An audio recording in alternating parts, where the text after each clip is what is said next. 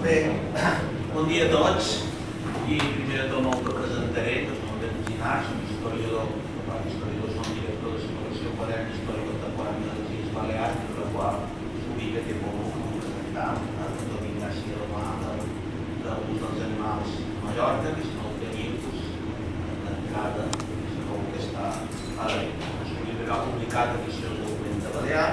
I jo us explicaré en primer lloc un poc l'estructura de l'acte. Jo en primer lloc, un poc amb aquesta funció que faig de representar l'editor, perquè som un editor i historiador, explicaré una mica de les característiques d'aquesta col·lecció i a partir d'aquí aprofitaré per subratllar la importància en concret d'aquest llibre d'Antoni Ignasi Romà que us presentar.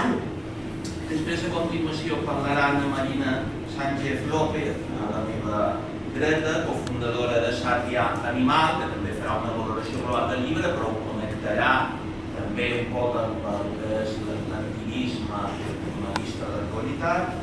I en tercer lloc parlarà de Susana Silvioyet, que també se referirà una miqueta a la seva experiència com a activista en aquest acte, en aquest àmbit, i també de tot el conjunt d'implicacions de tipus ètic, moral, filosòfic, que té.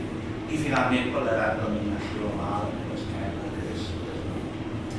Bé, com vos deia, jo en primer lloc m'agradaria explicar-vos una miqueta la col·lecció de qual s'ubica aquest volum, és una col·lecció que es diu Quadern d'Història Contemporània de les Balears, que fa pràcticament 30 anys que s'edita, es va començar a editar l'any 1996.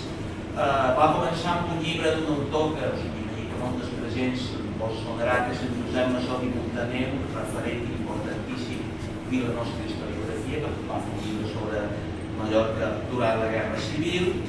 I un poc des del començament aquesta col·lecció se plantejava 4 objectius bàsics que jo diria que aquest llibre d'Antoni Ignasi Romà s'ubica perfectament i compleix perfectament cada un d'aquests 4 objectius que ens vam plantejar. En primer, és oferir unes síntesis generals sobre el passat recent de les Balears, que jo crec que és molt important perquè de vegades hi ha un cert desfàs entre la investigació que se fa a la universitat i en els àmbits acadèmics i el que arriba un poc en el públic no especialitzat. Un segon objectiu era i és que aquesta història contemporània, segles XIX i XXI de les Illes Balears, se plantejés no només des d'un punt de vista d'una història política tradicional, sinó que s'obrís a molts àmbits, la història econòmica, la història social, la història cultural, a la història del pensament, de la cultura, de l'art, del dret, dels activismes polítics i socials, és a dir, una pluralitat d'aspectes. En tercer lloc, també ens vam plantejar que fos un volum que pogués ser útil en els docents, és a dir, que també tingués una funció didàctica, educativa. D'aquí una mica aquesta estructura que té el volum, que té, com haureu vist, un nombre limitat de pàgines, i el nombre limitat de pàgines no és perquè Antoni Ignasi Romà no pugui fer 150, 200, 300 pàgines sobre aquest tema, sinó perquè s'ubica en una col·lecció que té aquestes dimensions concretes, bàsicament perquè pugui tenir una funció didàctica més marcada, i tots els volums tenen una mica la mateixa característica. Tenen una introducció, tenen 3-4 grans apartats, tenen unes conclusions, tenen una cronologia, tenen una selecció de documents i tenen una bibliografia comentada, que permet, per tant, al lector, després de tenir aquest tas global sobre una determinada temàtica, poder ampliar, poder anar a les fonts bibliogràfiques que li permetin ampliar sobre aquell llibre. I, en quart lloc, també el que ens vam plantejar des del principi és que fomentar la relació entre el conjunt de les illes de l'arxipèlag balear. És a dir, que tenim volums que són sobre el conjunt de les Balears, tenim volums que són Mallorca, sobre Eivissa, sobre Formentera, però una mica la idea que hi hagi una interrelació i que la realitat de les Illes Balears sigui molt més coneguda. Tenim una mica en aquestes illes de vegades la tendència a actuar molt d'esquenes uns dels altres, tot el que s'ha dit a Mallorca normalment només se distribueix a Mallorca, que passa el mateix, i Eivissa també, però una mica conèixer-nos una miqueta més. El ritme de la col·lecció s'ha anat canviant en funció de les circumstàncies. Els primers anys ja tenim pràcticament 3 anys, els primers anys pràcticament hi havia moments que treien mitja dotzena de volums cada any.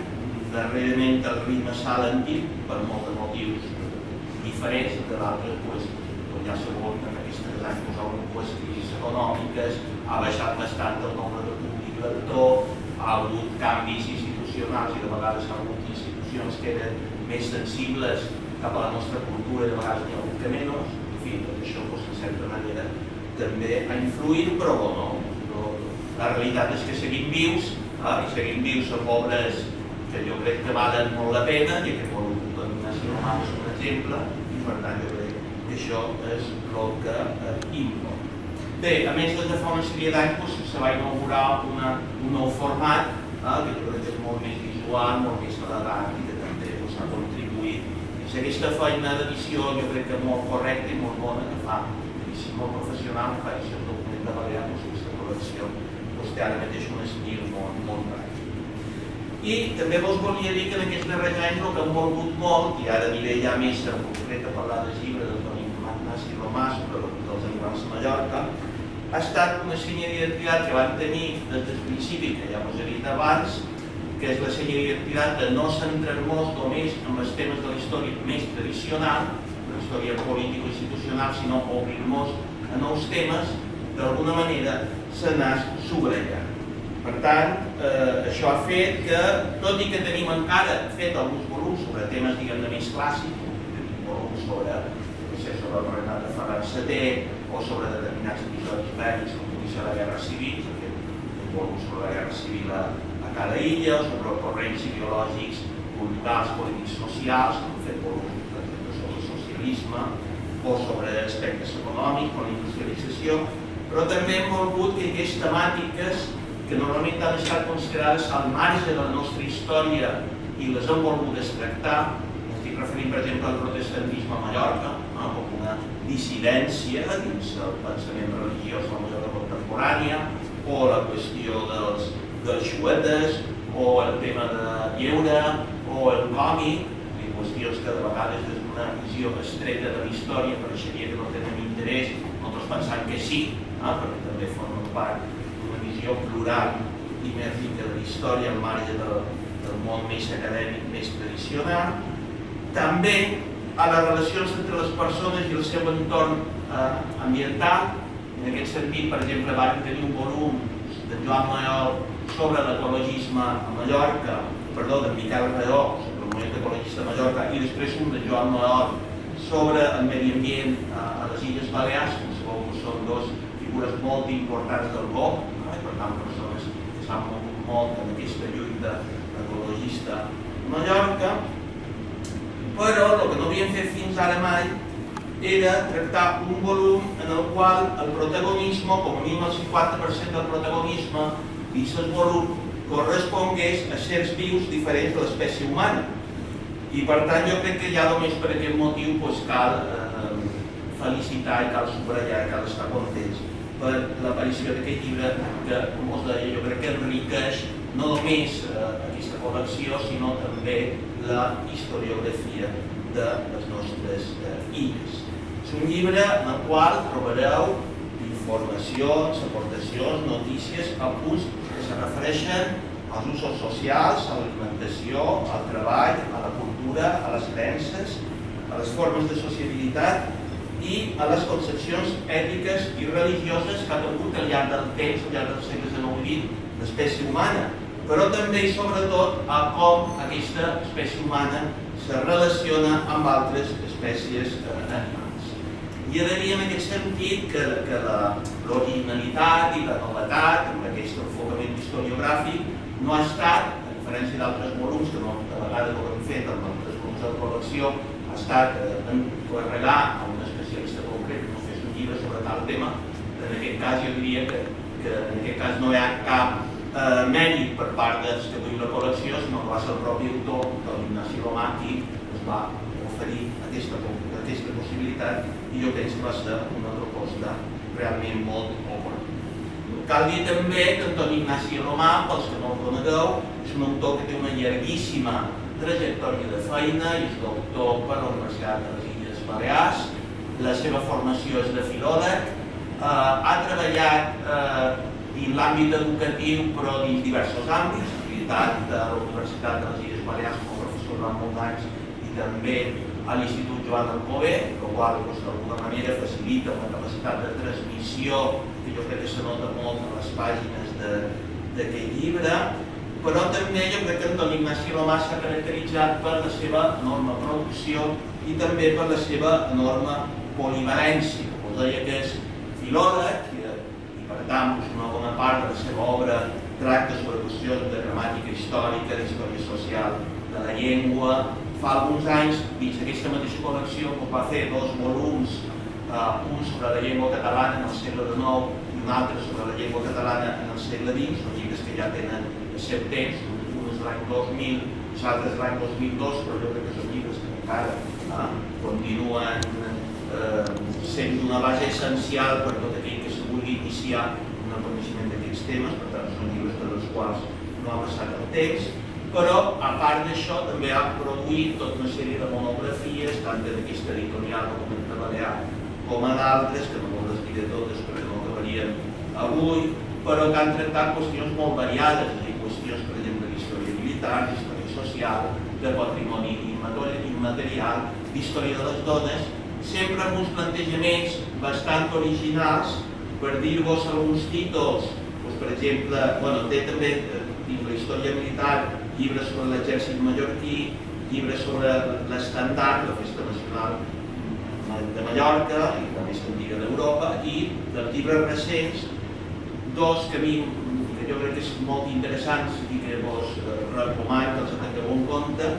Elisabet Safortesa, la senyora emparedada de l'any 2024, en el qual tracta una qüestió de reclusió i empoderament femení a Mallorca durant l'edat moderna amb un prisma clarament social, i després el llibre sobre els civils del cop d'estat de 1936 a Mallorca de l'any 2023. És un llibre molt important, o bastant important, dins el concepte de la Guerra Civil a Mallorca. És un tema que s'ha treballat moltíssim, però moltes vegades més, quasi sempre, analitzant qüestions com són la repressió, el moviment obrer, però en canvi les figures polítiques i militars que van protagonitzar el cop d'estat contra la república, que van derivar en la Guerra Civil i van derivar en el franquisme, han estat fins ara poc conegudes i per tant que en aquest llibre se conegui molt més un poc quines eren les finalitats, quin era el pensament i quines eren les actituds d'aquells que se van sublevar contra la democràcia republicana i que van governar l'estat espanyol a 50 anys o 40 anys de foscor. Bé, com podeu veure, són temes molt variats, molt diversos, pareix que no tenen res a veure l'un amb l'altre, però jo sí que crec que tenen alguns punts en comú, que és aquest esperit renovador que caracteritza l'autor i aquesta ànsia de transitar per espais novedosos i en aquest sentit, com us deia, aquest tema que treballa en aquest volum és un tema absolutament inèdit i a més ho fa amb una metodologia i amb una estructura heterodoxes que no segueixen un plantejament lineal ni un plantejament cronològic, sinó que hi va abordant diverses qüestions amb un diàleg constant entre passat, present i futur, diria jo també, entre la història, l'ètica i la ciència, entre el context local i el context internacional. Ho fa des d'una posició clarament militant, i no se n'amaga gens, una posició militant a favor del dret dels animals, una posició clarament antiespecista. Jo crec que se li ha d'agrair aquesta honestedat. I tot això fa que sigui un volum que, com vos deia, jo crec que compleixi perfectament les funcions que té aquesta col·lecció, perquè jo crec que és un llibre que interessarà a segments diferents de públic lector. Jo crec que és un llibre que interessarà molt a tots aquells que militen en el vegetarianisme o en el veganisme, però i també tots aquells que tinguin un cert interès per la història, pel coneixement dels moviments socials alternatius a la Mallorca contemporània. Bé, certament, com us deia abans, en tractar-se d'una síntesi i en tenir unes dimensions modestes que estan determinades per les normes de la col·lecció, possiblement alguns de vosaltres, després de llegir aquest llibre, us quedareu amb ganes de saber més.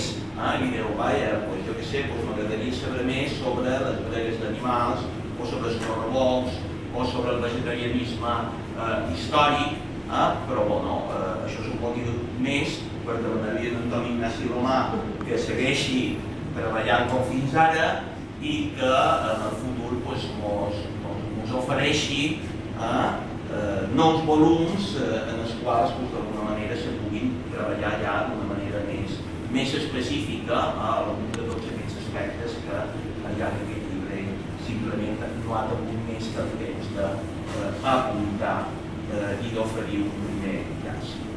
Bé, poca cosa més i moltes gràcies per la vostra atenció i per la paraula de Maria. Gràcies. Bueno, primer de tot, moltes gràcies a tothom per estar aquí i en especial gràcies a Toni per convidar-nos a aquesta presentació d'aquesta obra tan especial. M'agradaria començar fent, com ha dit en David, un petit resum del llibre i després continuaré fent una petita reflexió de lo que ha estat l'activisme en el passat i l'activisme actual. Bueno, aquest llibre fa, com ha dit en David també, molt bé, fa un recorregut històric del maltracte, del tractament que han rebut els animals a Mallorca des del segle XIX fins a dia d'avui. Ens explica que durant el segle XIX i XX l'ús dels animals era habitual veure-los en els camps, veure-los com a mitjà de transport, veure-los a situacions d'entreteniment a l'oci, però que a l'arribada de la mecanització a poc van començar a disminuir aquestes pràctiques.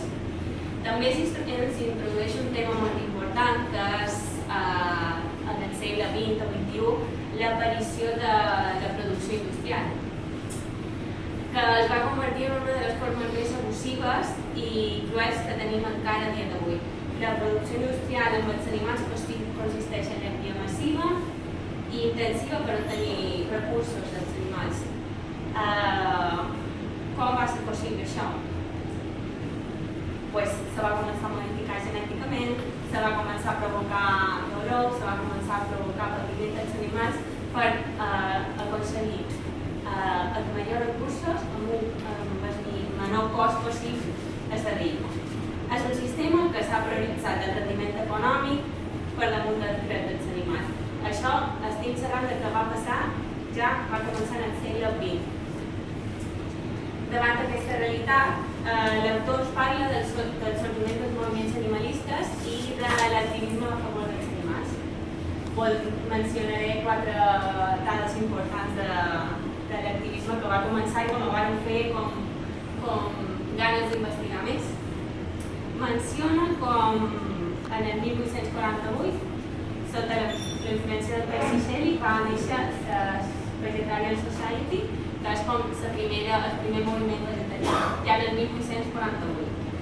També, com la Lliga Vegetariana Catalana va començar en el 1908. Altres dades importants també que vaig destacar del llibre és que hi havia persones que tenien una mentalitat més llibertària i que adaptaven el vegetarianisme per a ells saber-ho, però que volien tenir una vida més saludable, cap a una vida més higienista, també destacat, i que adaptaven aquest tipus d'alimentació per a ells saber-ho. Un aspecte important que recalca és que durant la Guerra Civil Espanyola es va acabar en gran part del col·lectiu vegetarià. El 1944 per fi va arribar a la primera definició de lo que va ser el pluralisme, de la mà de la Vegan Society, que es va crear a Gran Bretanya, i finalment Espanya va arribar el 1993 a l'Associació Vegana Espanyola.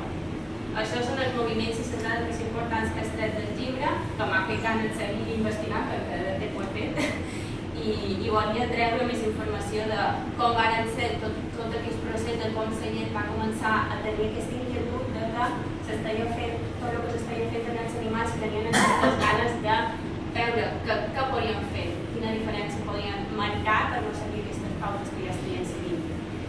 Ara ens ficam un poc més en el present i hem de destacar com a moviments més actuals de caire més abolicionista l'aparició d'Animal Natural i Sergi Mallorca, que va ser degut el 2010, i Anonymous for the Voices, en el 2018.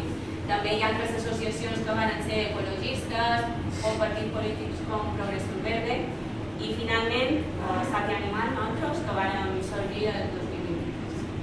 Per això, com a cofundadora d'aquesta darrera entitat, m'agradaria ara apropar aquesta visió de lo que és l'activisme actual, de lo que fem ara i de lo que se va fer des del segle XX. Què és l'activisme? L'activisme a favor dels animals vol dir fer coses per defensar-los, no hi ha més. Simplement és denunciar el maltractament i intentar canviar les coses perquè ells puguin viure millor i en respecte. No hem de pensar més coses. I aquí a Mallorca què fem?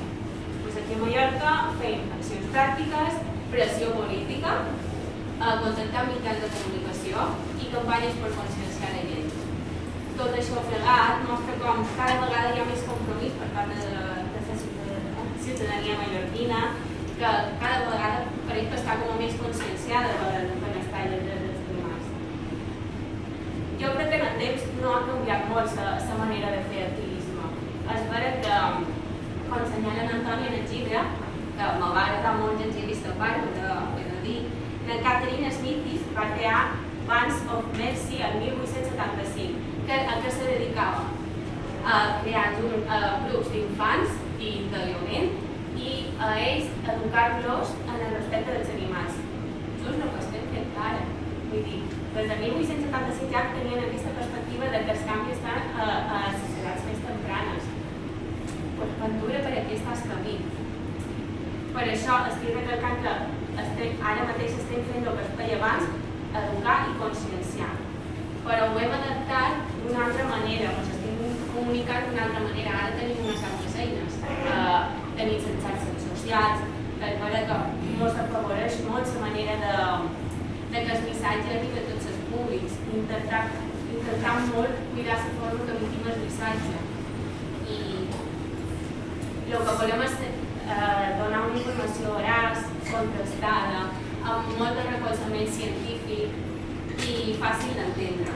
I això que faci que la gent pugui pensar i reflexionar sense imposar-les a ningú. A nosaltres no ens agrada, perquè de vegades trobem molta gent que li genera rebuig el missatge de lo que és el maltractament animal i les coses que poden fer per canviar.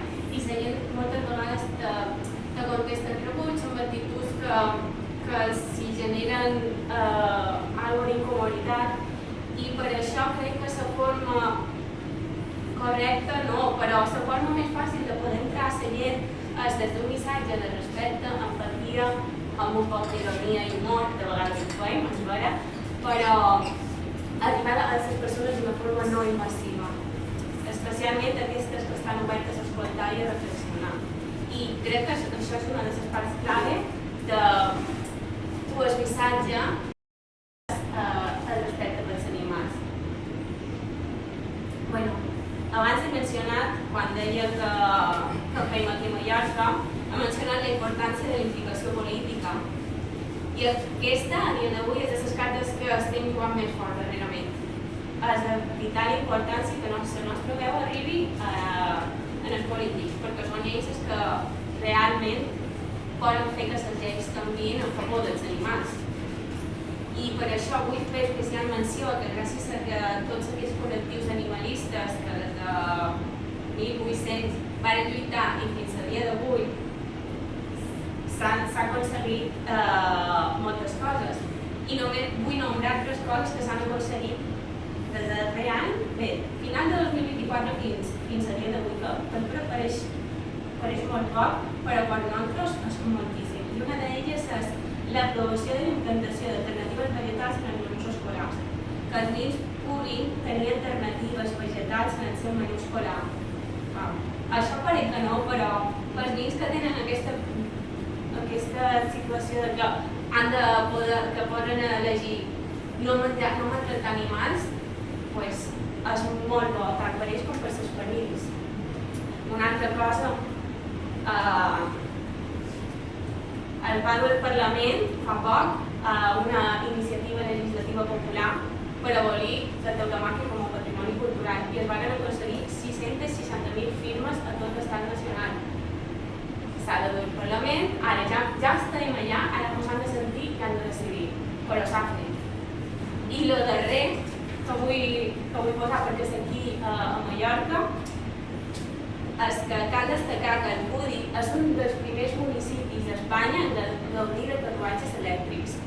Primer municipi de tota Espanya. Això va passar a l'abril. Jo crec que està clar.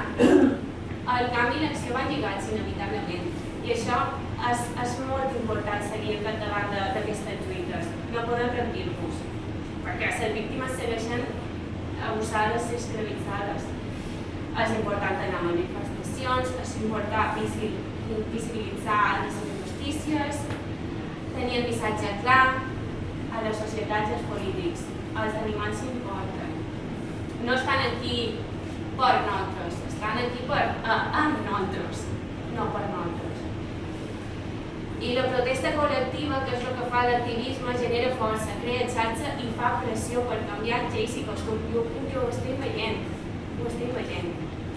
Els animals depenen de la nostra acció, no hi ha més, i crec que no mereixen manco. Per això l'activisme passa i és a dia d'avui una de les peces fonamentals per potenciar i motivar el canvi.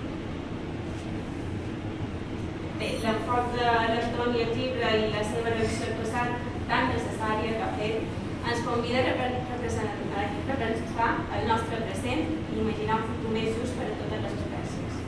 Un futur on podem ficar la vista enrere i d'aquí uns anys dir Guardi, te'n recordes quan mataven els animals per menjar-nos? Quan hi llevàvem els bebès a les vaques per beure llet? Uau, quin horror! Comparable a l'Holocauste nazi. Pues sí. Pues esclavitud de la comunitat racialitzada o moltes barbaritats que hem fet com a societat. O engordar pollastres fins 4 vegades el que poden suportar fins a 5 setmanes matar-los. Han de pensar tot això. La informació està, la tenim a les nostres mans.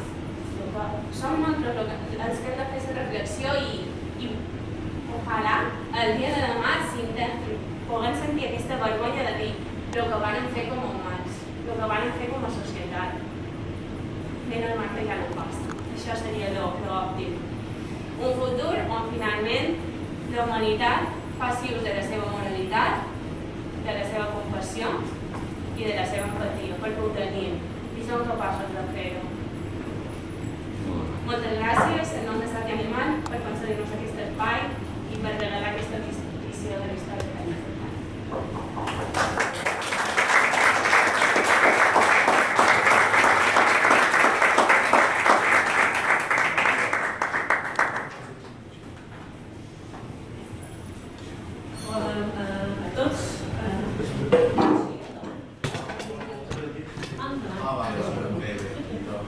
La Susana portarà la revisió del llibre des de la perspectiva de l'experiència com a activista d'avui complementada amb inversió en la política social i la filosofia social.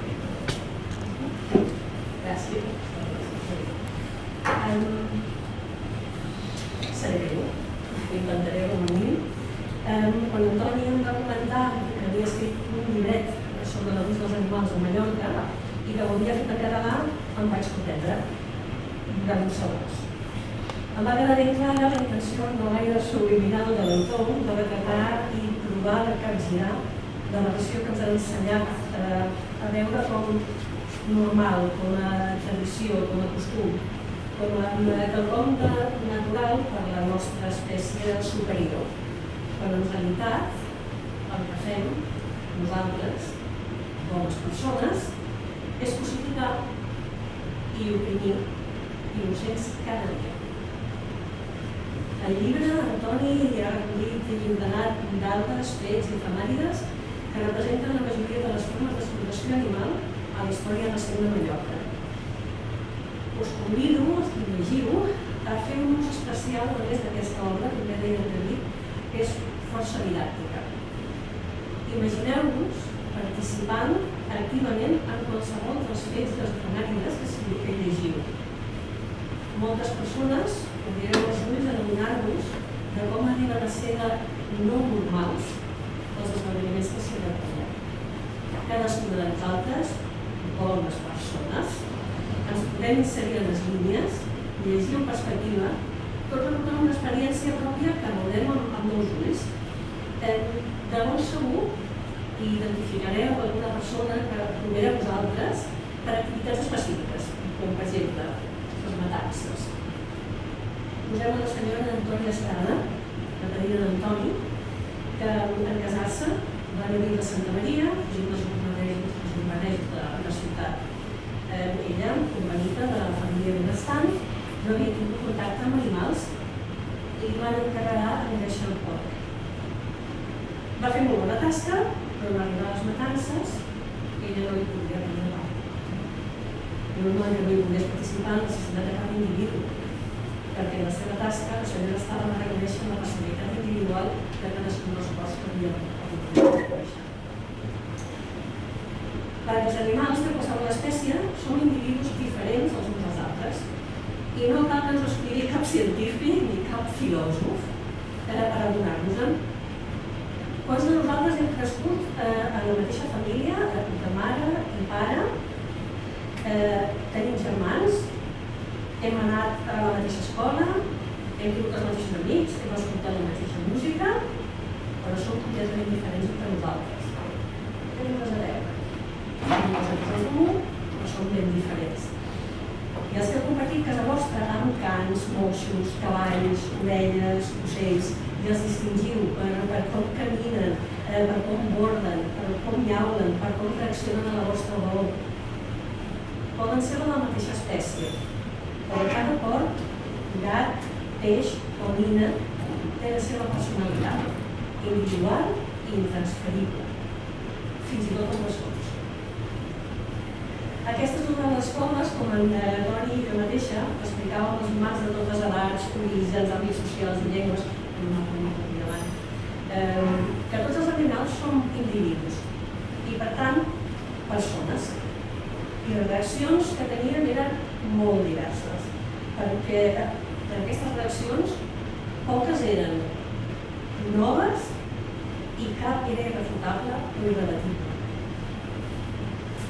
Estudiant les argumentacions que es donaven, llegint, escoltant les defensors dels animals, els drets dels animals, abolicionistes, filòsofs, ens fèiem les preguntes que duen a donar-se de fins a quin grau d'especisme està infectat cada humà. Com està arrelant la dominació i l'opressió sobre els no humans? Això els diem als altres animals. Nosaltres som humans, animals humans, ells són senzillament animals no humans.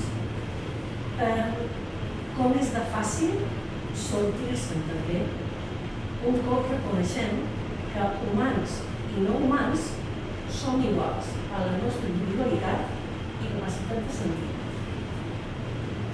El gran dilema per molts era, com no, i encara és, l'alimentació. La societat occidental, fa 3 àpats del dia, identifica el seu aliment com una cosa, no com el que era subjecte d'una vida. Amb el temps, la manera, doncs, com demostra la història, la manera en la que produïm i consumim aliments ha experimentat una transformació molt significativa. Els avenços de l'agricultura, tant a petita escala com industrial, han portat a la modificació dels aliments a escala massiva, també, sovint prioritzant l'eficiència i el benefici per sobre del benestar tant dels humans com dels no humans. Aquest ha contribuït a una mentalitat cultural en què els animals es veuen com a coses, com a mercaderies, valorades principalment pel que ens poden proporcionar en termes de carn, làctics o altres productes o fins i tot subproductes en vida. Com a resultat, la individualitat i la sensibilitat dels animals molt sovint, es passen per alt i les seves vides es redueixen a una sèrie de transaccions que serveixen als interessos humans, bàsicament econòmics. Els activistes pels drets dels animals sorgim d'àmbits molt diversos. Són persones del carrer, com qualsevol de nosaltres, que en un moment donat li ha arribat una informació i ha aprofundit una miqueta més en aquella informació per prendre decisions, bàsicament. Actuem per fer repensar les relacions dels humans amb els sistemes d'operació. En el nostre cas, els que afecten els animals no humans. En definitiva, és el col·lectiu individu massacrat més nombrós en la història de l'humanitat. De la mateixa manera que vam aprendre a fer-ho contra l'esclavisme o en favor del feminisme. Perquè les lluites d'alliberament humà i la lluita pels drets dels animals estan connectades. Estan connectades i la veritable liberació ha de ser inclusiva per no tots éssers síntets. Els activistes abolicionistes us anirem a reconèixer els animals no humans com el que veritablement són, com ho deia la Marina també fa un moment, individus sensibles amb el seu propi valor intrínsec i dret a viure lliures de l'explotació dels humans. En ampliar la nostra perspectiva, d'aquesta manera, ens qüestionem les narratives dominants que justifiquen la mercantilització dels animals i aconseguim visualitzar un món més just i més compassiu per tots els animals, no només els humans, sinó també els humans. Al llibre d'Antoni, a partir de la pàgina 36, hi trobareu definicions, referències i bibliografia que, n'estem segures, us resultarà d'allò més atractiu i interessant, aprofundir, us agradarà. Qualsevol de vosaltres, us trobem a la taula, llavors els companys que tenim per aquí, la Helena també, us respondrà qualsevol pregunta o dubte que tingueu al respecte. Avui, demà o quan sigui. Som aquí per vosaltres, per això som activistes. Sabeu que hi ha també incontables blogs, perfils de xarxes i webs dedicades als drets dels animals, tot i que no en català. Aprofitem aquesta eina que tenim allí, que ens va molt bé per defensar també la llengua pròpia que tenim. Doncs bé, hi ha una paraula directament relacionada que literalment fa esgarrifar a moltes persones i que lamentablement aquestes persones, per general, no tenen ni idea de què vol dir. Aprofitaré al final de la meva breu, espero encara, per promocionar més, exposició o intervenció per escriure la definició de la paraula i fer-vos esgarrifar una miqueta més. Tot i que es fa servir erròniament per explicar una dieta saludable o un estil de vida, la paraula amb B baixa fa por. Quan la sentim ens tanquem en banda perquè pensem com s'acosta i veiem que s'acosta la gran tabarra moralista. I doncs prepareu-vos que arriba la definició de veganisme. Veganisme és la doctrina per la qual els humans han de prescindir completament d'explotar els altres animals. Això, i només això, vol dir veganisme. Qualsevol cosa menys que veganisme és explotació, és abús, és ús. Pots canviar la teva dieta, que si no acceptes que els altres animals són persones, tornaràs a explotar-los i a usar-los com a coses. I no ho són. Són persones com nosaltres. Cal fer justícia cap als innocents. En som perfectament capaços, per dir molt bé, Marina. En el nostre dia a dia, especialment, hem de ser capaços, i som, de revisar les nostres accions i alinear-les amb les nostres creences i la nostra moral. Només cal pensar un moment i respectar. Respectar el dret a la vida, respectar la llibertat i la integritat física de tots els animals. I no ens hem de repetir-ho, humans i no humans. El que no volem pels nostres, no ho farem tampoc als altres, sigui quina sigui la seva espècie. El llibre de l'Antoni us ajudarà a ampliar la vostra perspectiva, primer, i ser justos. Exercir els vostres drets i a reclamar-los per a totes les persones, humanes i no humanes. Per la vostra atenció, el teu llibre, i per el costat, Toni, i per respecte i justícia cap a tots els animals. Gràcies.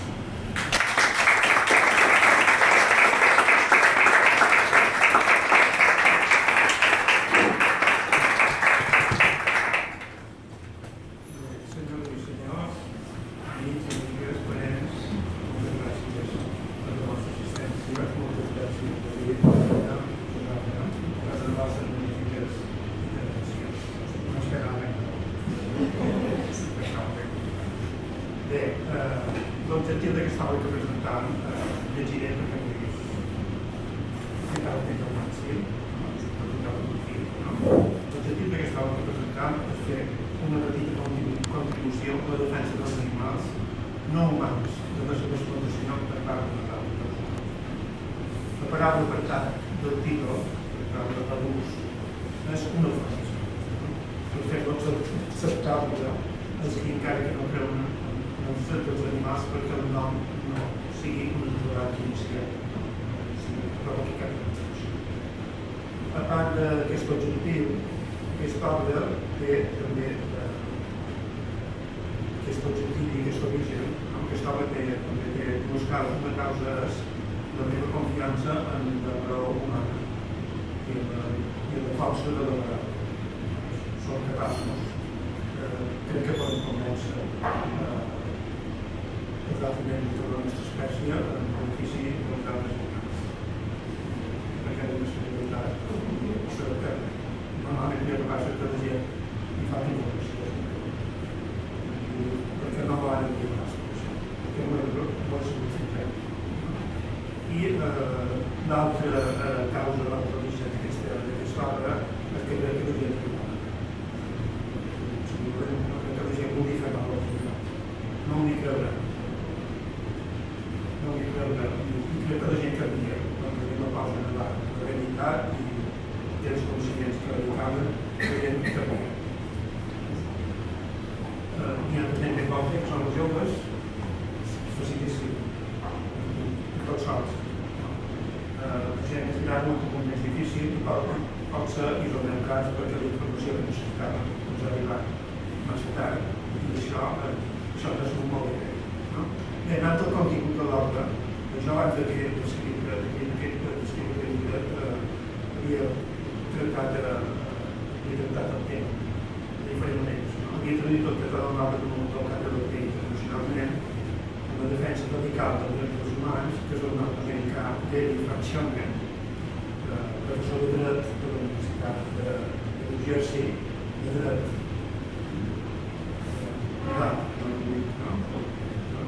Però aquesta traducció no va interessar l'editor que ens va presentar i que em va desestimar. Realment, com que solament estiguera els drets de l'Europa mig, fer una traducció dels Estats Units, que les editorials d'aquí realment publiquen poques traduccions d'aquest estil. Bé, aleshores vaig pensar que escriure aquesta obra, a fi de crear un cert interès pel tema que per tu després afavoriria la publicació d'aquesta traducció. També vaig escriure una altra obra, de la qual gran part d'aquestes és un resum, això que ha dit abans, que tal volta l'editorial d'Arts que s'ha publicat, és un resum. Vull dir que l'obra, que l'editorial que vaig presentar aquesta obra, aquesta traducció, que no l'ha utilitzat, no era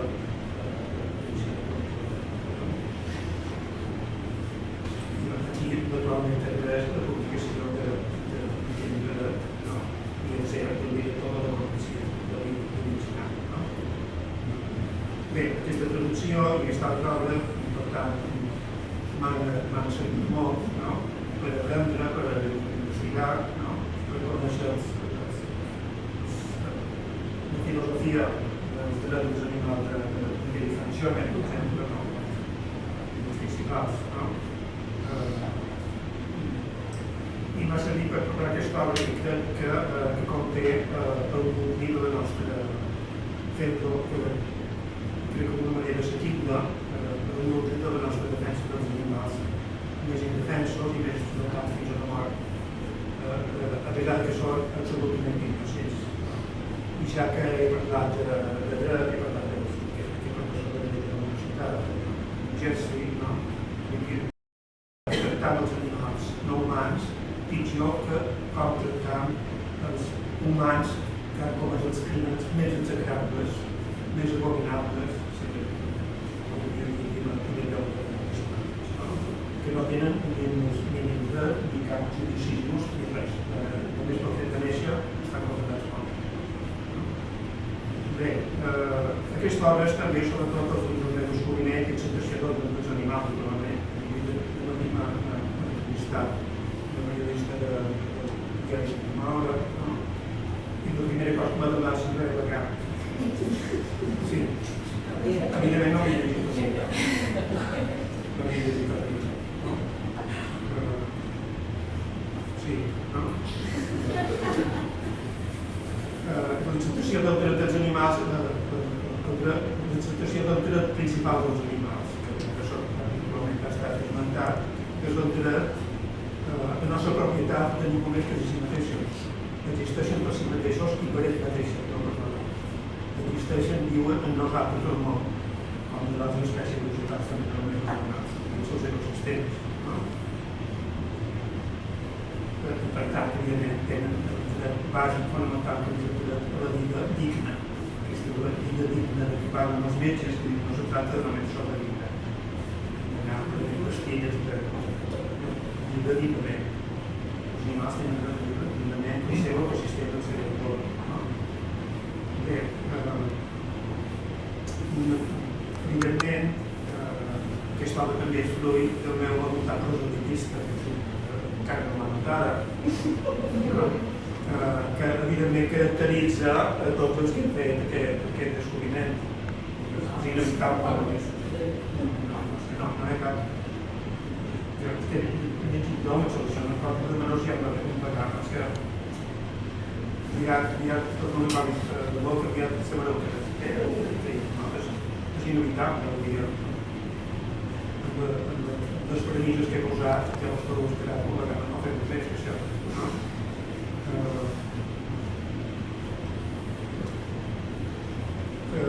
Perquè realment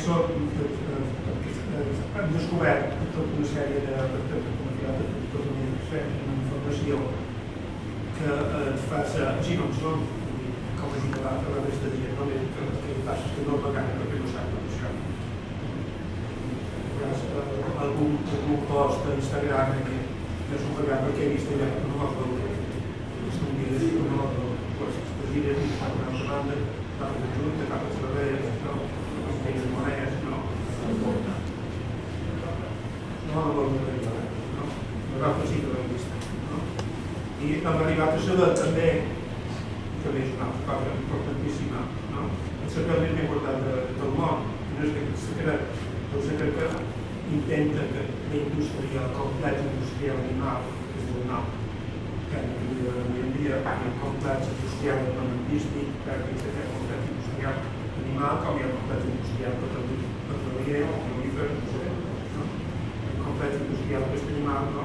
Sempre hem de recordar per mi, els animals, i és que el maltractament dels animals, a banda de ser injust, és absolutament innecessari. La nostra salut no necessita conseguir, fins i tot ens perjudica. Aleshores, allà, aquest és el secret més important que ningú vol saber. Per tant, en aquest sentit, la funció didàctica de tot l'activisme dels animals és indispensable. Vostè podem dir, però si això la ciència demostra, de tota la referència, com tots els aminoàcids bàsics que formen les proteïnes es troben a les plantes. Només necessitem que els animals estabulats, les granges tals, l'analitzacions. L'animal normalment és unit de prendre de menjar, escolant, de la terra, on hi ha que se troba aquesta vitamina, i tota la seva beneficiada i aplicats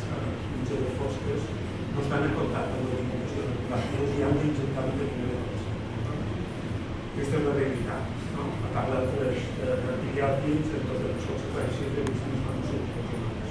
No? Bé, l'altre gran secret és que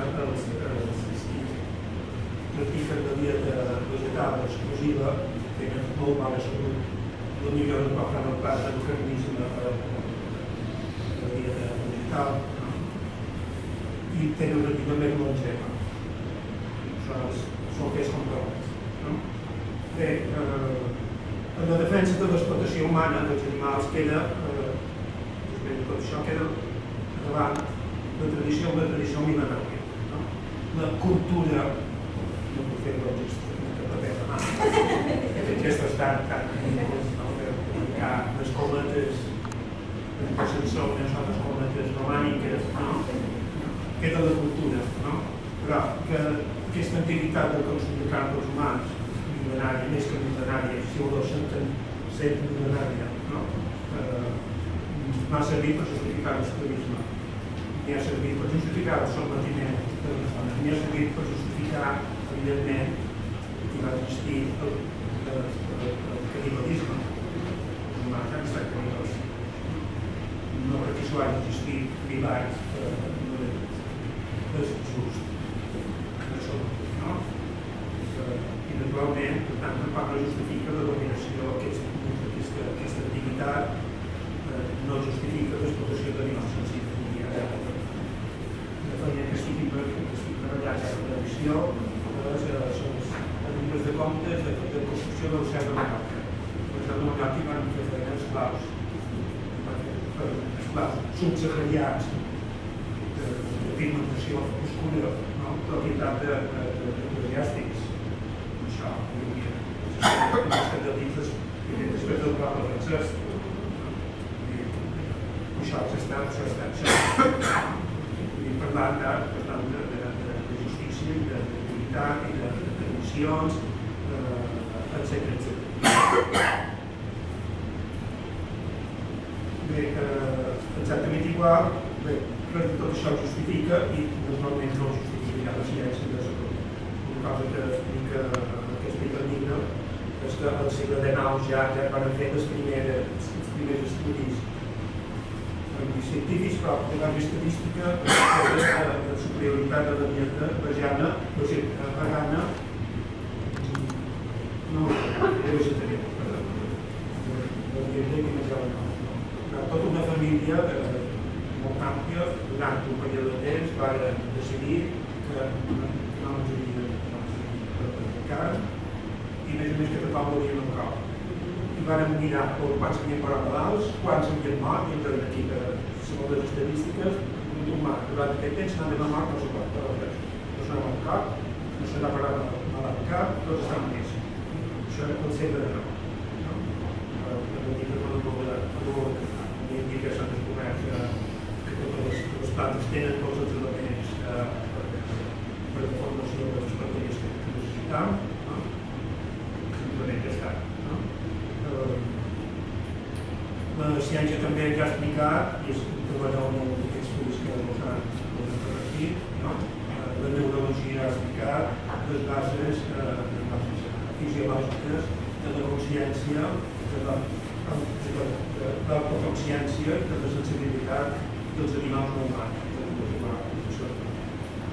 Vull destacar que entre un dels signants d'aquesta neural que va donar el seu prestigi, el signant de l'explosió de carn, és el Stephen Hawking. Si no podem parlar, anomenar una persona de les categories intel·lectuals sense ser neuròtica de la salut. Bé, per tant, no hi ha cap justificació científica per maltractar, matar, etc. mamífers, aus, peixos, cefalòpodes, pols, etc.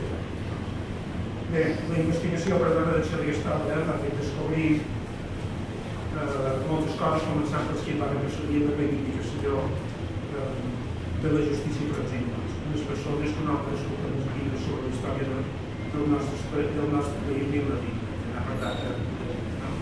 La investigació va fer conèixer llibres d'explotació animal que no coneixien, que també ignoren els llibres de la nostra història. La majoria de nosaltres coneix ja el concepte de societat patriarcal i fosc del feminisme, i molts han descobert la seva pròpia conducta tipus masclistes apologètics, i molts han esmenat. No? El moviment feminista ha fet que ens adonem de la brutalitat de l'explotació del sistema reproductiu de les gallines per la indústria dels ous, de les cabres, de les vaques, de les ovelles per la producció de llet que produeixen per als seus fills. No cal dir que aquestes famílies tenen llet perquè són mares i només quan són mares. No? I també com a indústria destrueix les famílies dels animals que venen les mares dels seus fills. Sacrificar-los si són bastos perquè no poden donar llet als immigrants. L'ignorància que denuncia dels que en la defensa dels animals és conseqüència de la realitat de l'especisme. M'ha agradat el periodista que m'ha entrevistat, especial la seva sorpresa i la seva sorpresa agradable d'haver descobert la paraula especisme, el concepte d'especisme. Si hi ha racisme, hi ha especisme. Pragmatisme. Sí, no hem sentit mai aquesta paraula. Sí. I Bernat de Foca, el seu reportatge cada publicat, no sigui, va demanar a Carles, perquè trobo aquest concepte i aquesta paraula fonamental. No? Aquí diria que aquest especisme ha de ser com a sinònim de supremacisme humà. Es parla de supremacisme blanc, supremacisme lingüístic, hi ha molt supremacisme. El supremacisme humà sobre les altres espècies animals. I el llibre simplement va informar sobre la realitat històrica d'aquesta espècie de Mallorca i de la lluita actual en favor de la justícia per als animals que representa Sèrbia. Ja havia publicat el llibre, ja n'ha parlat amb David d'aquesta mateixa col·lecció, i ja coneixia el format de la col·lecció i per això, quan vaig no ho publicava en allò, vaig dir aprofitarem que el saló dona d'aquesta forma, procuraré ser objectivament científicament objectiu, però com ell també diu, no necessitava amagar la meva militància. Els historiadors que estudien el moviment també no necessiten ser escoltadors crítics. Com de falsa han de defensar els historiadors exactament igual. Jo al principi no sabia si m'havia passat de vida dins la meva objectivitat. S'havia d'estar més de defensar i de fer comentaris sobre el maltractament dels animals, etc. o si hi havia llarg. Bé, ara si ho va fer no m'ho permets. I perquè he vist que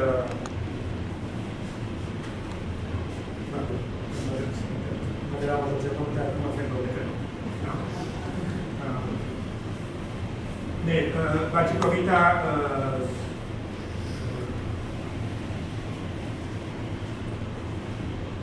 per tant, vaig aprofitar que havia escrit els primers llibres d'aquesta col·lecció i que tenia aquesta coneixença, etc.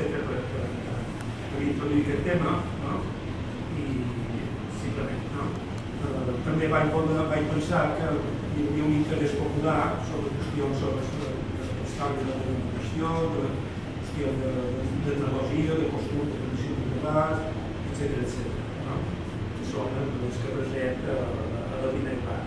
Que si coneixien els capaços per ir allà i deixar la informació, però no havia estat mai reunida i que crec que podia mantenir aquest tema, que la qüestió aquesta de posar-los en explotació, que podria entrar gent que d'aquesta manera s'interessaria el tema i que podria llegir per la pobre, que podria canviar la seva percepció de la situació. Evidentment, també a part dels progressos que s'han fet gràcies a la de la mecanització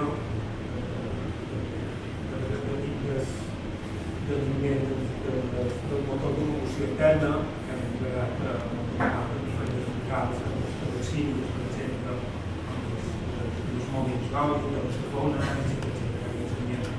Ja s'havien mecanitzat en màquines de vapor. Em queda encara Palma, que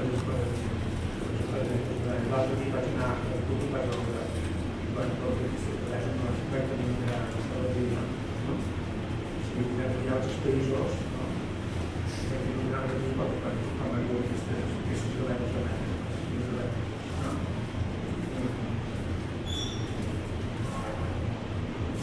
finalment pot semblar que aquesta obra encara que sigui curta ha estat fàcil d'escriure i que s'escriu molt ràpidament i tal.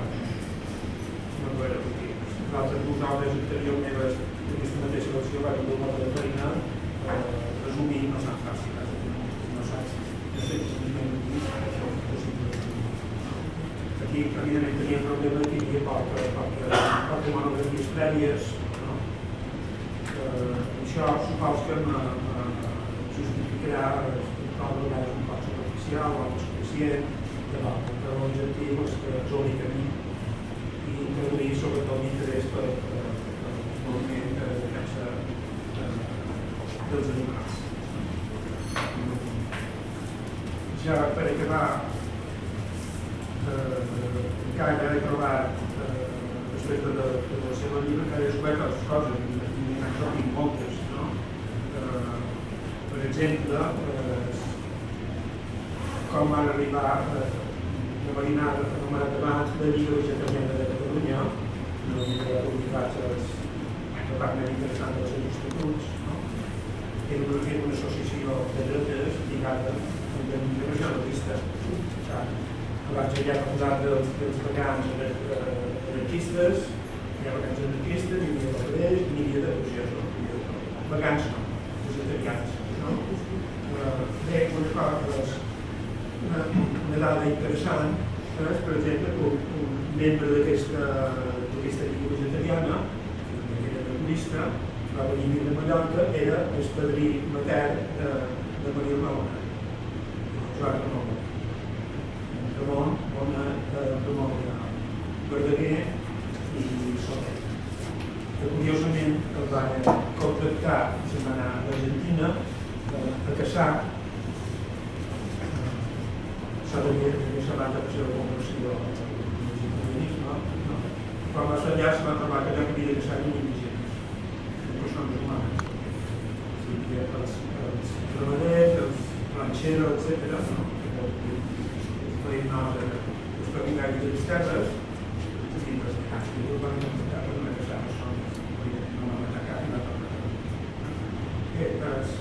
A Mallorca veureu que el moviment de defensa dels animals és molt difícil. Però hi havia contactes. Un problema també que tenim és que el veganisme militar, però el vegetarianisme no era. El seu base bàsicament era higienista, m'interessava el seu individual personal, a pesar que el veureu com en aquest llibre, en tots els llibres de Rodé, hi ha un article del fundador de la Lliga Vegetariana de Catalunya, Josep Falp i Planes, on fa que metge, com la majoria de la junta directiva d'aquesta Lliga Vegetariana de metges, com ell descriu des del punt de vista fisiològic i anatòmic el patiment d'un animal o l'escorxador. Ell no parlava, els estatuts pràcticament no parlen d'aquestes qüestions. No volien escandalitzar els boxejadors d'aquestes qüestions. Però després, una cosa que ja m'he equivocat, que encara no vull esmenar, en els seus estatuts diu entre els arguments que usarem per difondre el vegetarianisme i lligar un que va passar per mai a mi, és el moral. Sobretot si el relacionàvem amb aquesta descripció del patiment dels animals, és el moment final de la sèrie de les expressions.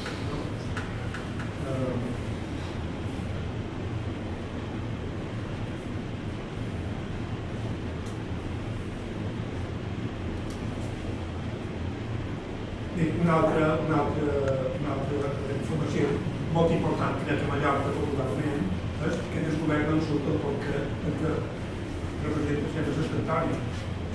L'estantònia era una negrita que tenia l'alimentació d'un dia vegana. Ni peix, ni carn, ni factura mel, no sé, factura mel, no? Una vida l'alimentació absolutament frugal, no? Mai no tenc cap contacte amb l'animal viu. L'únic contacte que va tenir un animal va ser quan va entrar se'n va vomitar i un cor diu que cada dia li donia un sac. i el dia que ell va anar a visita hi van dos.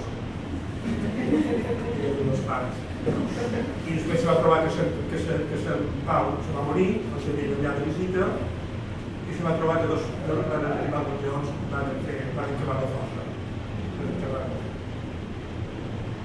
Això són els animals que apareixen al dia Sant Antoni. D'on surt el porquet que representa Sant Antoni? No sap greu. Al carrer Sant Miquel hi ha Sant Antoni, cap que diu Sant Antoni. Sant Antoni té la cosa de Sant Antoni. Hi ha Sant Antoni, llavors hi havia un hospital que van tornar a fer un banc, que es va mantenir la façana, que era la de l'Església. Aquest era l'hospital on curaven la malaltia del foc de Sant Antoni, que és provocada per un fong del cereal del plat. I aquest ordre, l'hospital de tot Europa, i aquest ordre ja que feia, quan cantava, demanava l'aportació del manteniment dels hospitals, això demanava que els donessin porquets. Per tant, el tipus de Sant Antoni és un tipus de porquet de màrqueting pur. Com això es va relacionar amb les beneïdes i tal, supos que després va dir el porquet també per l'ovelles, per les altres, i que podrien ser els noumens també tenen propietats que tenien un valor econòmic molt gran, confiar-se en els maniscals, en determinats dels confortables també. Aquest és l'origen que vas descobrir que és molt significatiu d'una altra religió. Bé, ja per acabar, veureu que ja ho he dit abans, d'aquesta obra estic molt satisfet de la part de la bibliografia. Sobretot perquè veureu, si la consultau, que com he dit abans, amb el catàleg d'afirmació que faig no s'hauria de cosa. No es revisar els típics animals, ja no som animaler, però crec que la justícia no té sense anar perquè jo soc animaler, no sé si tinc de persones, perquè tenen drets.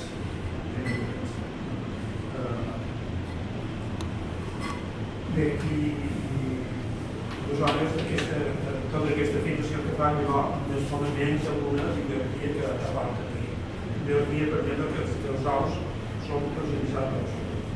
Cada llet és perjudicial de la salut. I després, cada dels adults. Igualment científiques, que per resultat, és que no vull que vol dir per defensar els animals. Evidentment m'he de ferrar jo un puc, i ho faré fins allà on sigui necessari. Però si tu defensar científicament, ho faré, ho faig. Bé, i també estic molt satisfet de l'antologia que hi ha d'aquesta Rodamella, amb un text molt interessant que el recomano, del director del Cosmocaixa de Barcelona, sempre malament el nom, malauradament ja traspassat. Wagensberg, Jorge Wagensberg, físic, director científic de la Fundació de Caixa, i fins al 2014, i del Cosmocaixa. La breu història del progrés moral, per tant, una persona de categoria intel·lectual, de coneguda, pot recomana un part de com els humans hem anat ampliant el centre del nostre compromís moral, ampliant el familiar fins a la humanitat. I diu que passa següent els éssers, els animals, sintents, flexibles, consciència, i per què no tots. Us ho recomano. Finalment teniu, aquí vos ho repartir un postal d'aquestes declaracions científiques de Tordor, el català, de Campis, de París, que també informació científica. En el llibre no hi ha referències, per això dels vols més elevats. I en relació amb aquesta, vull recordar que els països de la Gran Bretanya, Escòcia, Anglaterra, el País de Gales, del nord, el Parlament ha aprovat una llei o un projecte de defensa crustacis, etc., prohibit que els crustacis no es puguin caure de viu en viu, com que es fa llavors priven i es trobava amb el llet. Això, països civilitzats com aquests, on va néixer el modernisme i on va néixer el vegetarianisme, han arribat fa pocs anys va acabar un nivell de protecció dels animals, però els animals grans hi van quedar fora pescant dels caçadors, extraordinàriament. No? Bé. I finalment vull dir que respecte de tots els arguments a favor dels animals, o fins i tot si volen a favor del vegetarianisme, o sigui, la major part ja estava denunciat al segle IX. L'etologia operadora, no? La Shelby passa dels grans difusors, podria ser romàntica, falsa, no? Passa dels grans difusors i a partir d'aquests arguments pràcticament han canviat.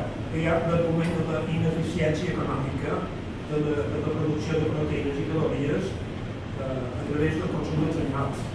Concretament, ineficient i la vergonya no es justifica com dos monopolis, el mercat, no només en termes d'hectàrees de terra que cal per produir una unitat de proteïna, una unitat de calories, sinó també la quantitat d'aigua i no per la experiència si és de fer referència a la contaminació produïda pels habitatges, de les quals són tan que República ha estat de les aigües naturals de les faltes de la major part de les l'únic argument que s'ha afegit a tots aquells que ja eren al segle XIX, aquests científics que han demostrat la base neurològica de la sentiència, de la sensibilitat dels animals, és la crisi climàtica, la deforestació i les seves. Un dels grans factors productors de gasos d'efecte hivernacle és el metà procedent dels animals remugants, tant si estan a dalt del camp com si estan estructurats dins granges. I ja per acabar,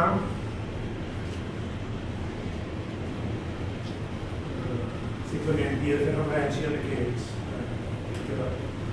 l'objectivitat que havia de mantenir la redacció d'aquesta obra i les limitacions d'espai, que des del principi fa que aquests papers que tenim a mà no hi cabessin, i per això s'ho ha posat aquí a l'abast i espero que els llegim l'atenció, perquè crec que hauríem de possibilitar. Bé, moltes gràcies per la vostra atenció.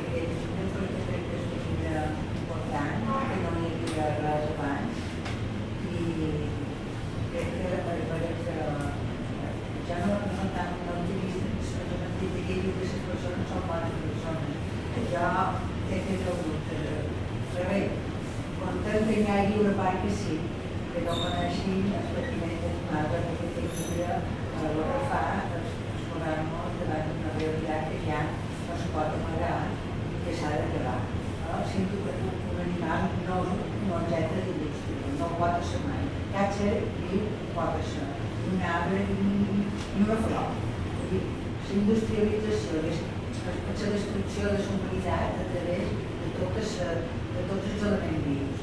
Jo crec que aquests tenim la Natàlia i molt entendre tot això. Gràcies, Toni, i gràcies, Col·loca.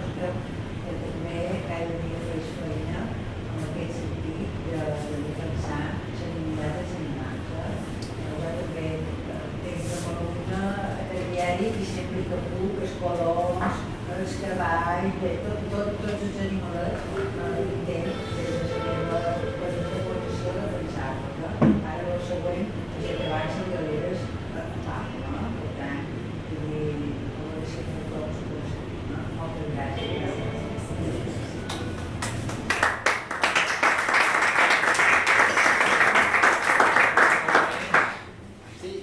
Fer una pregunta. Bé, gràcies per les seves paraules i com veiem que mostra que és un tema de justícia i res, sobretot per curiositat, hi ha una sèrie de casos en què he llegit que es fan històricament judicis als animals. O sigui, hi ha un cas, per exemple, no sé si és d'Astúria, Cantàbria, que arriben a jutjar dolfins l'església i clar, tot aquest abús també de qualque manera ve legitimat, no? Per segons quins textos, segons quines visions històriques que tenen unes rels en l'Antic Testament, per exemple.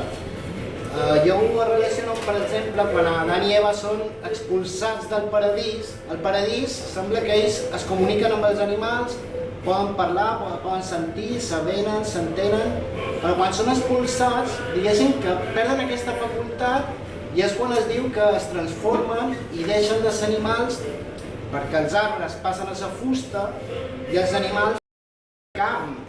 O per exemple, quan Josué, davant les murades de Jericó, cauen les murades i diu, què faig ara amb tota aquesta població? Hi ha una llista que diu, has de passar per foc i sang a 3 ovelles, a 2 vaques. O sigui, a veure si sabia alguna d'aquests casos de justícia sobre els animals, que m'apareix una visió surrealista, però que de qualque manera ja el situa històricament en un ordre inferior i és legítim aquest abús. Si sabeu d'algun cas aquí a Mallorca o algun fet d'aquests? Això, una cosa que sé és que l'exèrcit jutjava i arrestava fusells.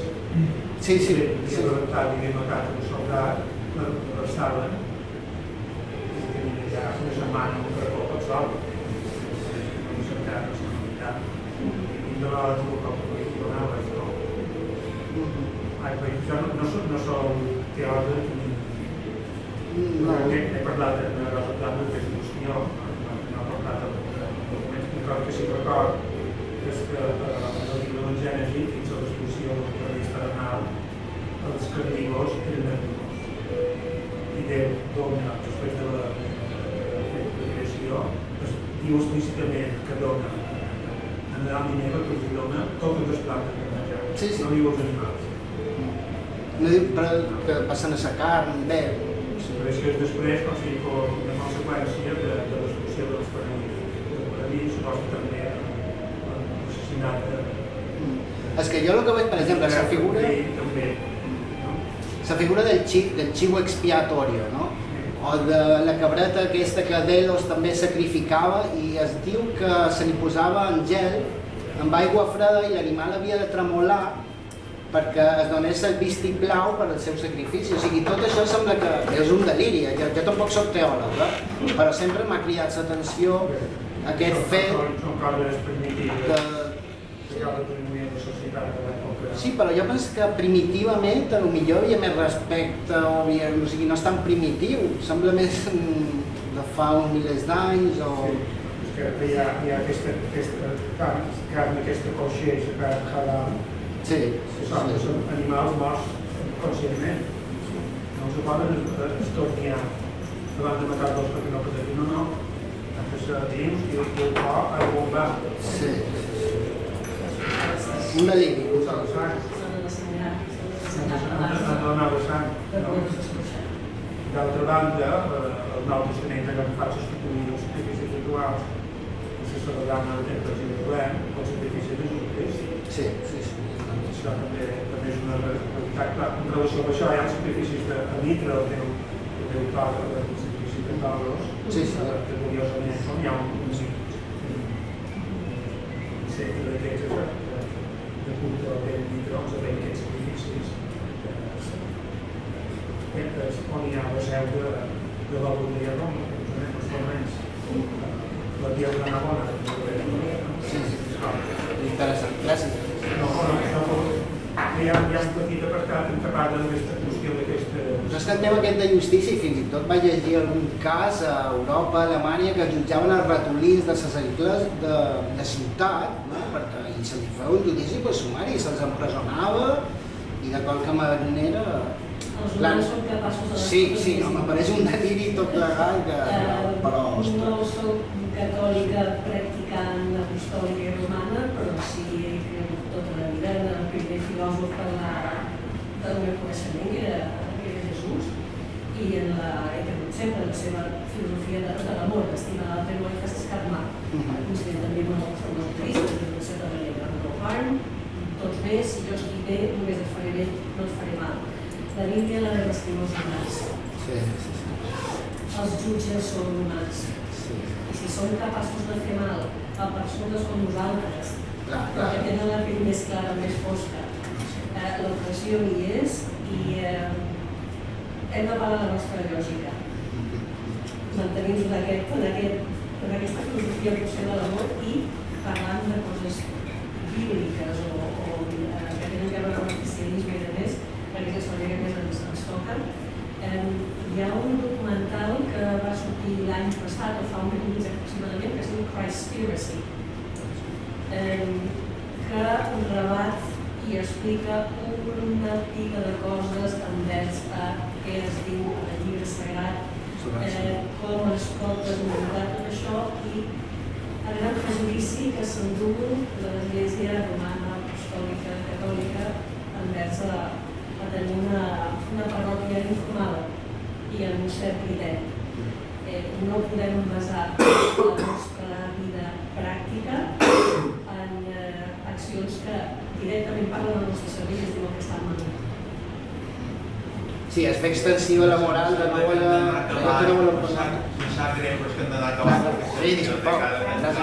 Vull donar les gràcies personalment a la Biblioteca Pública de Mallorca per haver-nos seguit local i ja podem continuar fora d'aquest debat tan interessant. Sí, sí, sí, sí, sí, sí, sí, sí, sí, sí, sí, sí, sí,